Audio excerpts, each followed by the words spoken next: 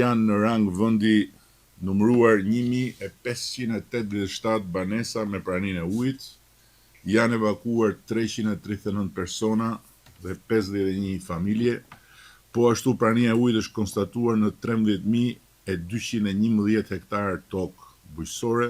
Ndërsa bëri të ditur bilancin paraprak të përmbytjeve në vend, kryeministri Edi Rama premtoi dëmshpërblim të drejtë për të prekurit. Sot dua t'i siguroj edhe të dëmtuarit e kësaj here se ne do të qëndrojmë me të njëjtin dinjitet njerëzor, shtetëror dhe politik çdo detyrim ndaj tyre, qoftë për banesat, qoftë për gjën e gjallë. Në mbledhjen e Komitetit Ndërministror të Emergjencave Civile, kreu i qeverisë paralajmëroi rishikim të buxhetit të vitit 2026 për të adresuar pasojat e motit të keq. Çfarë është programuar për vitin 2026 të riprogramohet. Duke dhënë porosi për ministritë dhe institucionet e tjera, kreu i qeverisë argumentoi qëndrimin pse nuk shpallet gjendja e jashtëzakonshme, duke ironizuar qëndrimet e opozitës për situatën.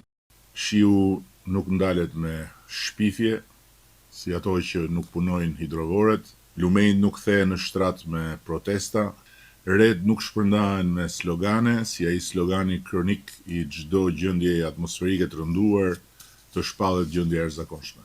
Duke sjellë në vëmendje situatën edhe në vendet e tjera të rajonit dhe më gjerë, akuzave për gjendjen e hidrovorëve ju përgjigj duke theksuar investimet në infrastrukturën kulluese dhe planet për ndërhyrje për këtë vit.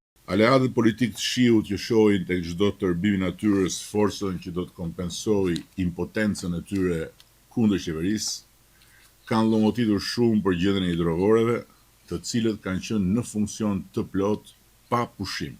Kemi investuar vetëm për këtë infrastrukturë të kullimit afro 25 milion euro, ndërkohë që këtë vit vetëm nga bashkitë do të investohen 11 milion euro.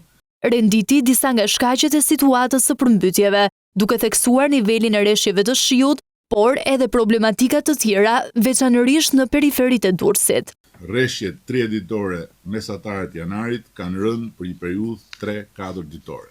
Prej prurjes marramëndse të plastikës së mbledhur rrugëve nga lumenjt e dal nga shtrati që taposi kanalet e mëdhenj kullues.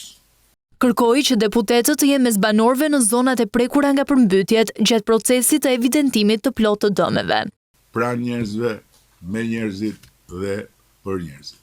Ministri Financave Petrit Malaj zbuloi se mbi 50 milion euro janë në dispozicion për përballimin e pasojave të motit të keq. Vlera shkon mbi 50 milion euro që janë të disponueshme për situatën e krijuar aktualisht.